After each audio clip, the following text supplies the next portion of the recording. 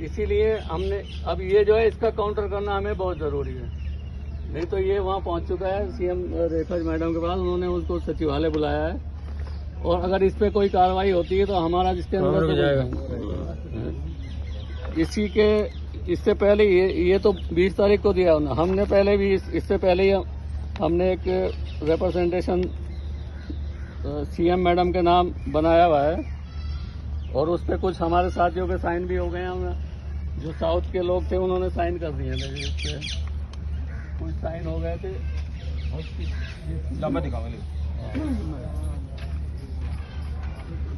इसमें केवल हमने वो जो डीटीसी बोर्ड का प्रस्ताव है उसी के विषय में बात करी है कि भाई इसको क्यों नहीं लागू किया जाए। सारा साइन और ये दे रखा और ये बनाया हुआ है। किसी भाई को अगर देखना है पढ़ लिया है हम लोगों ने, उसमें कोई दिक्कत नहीं है, हमें कोई कमी है।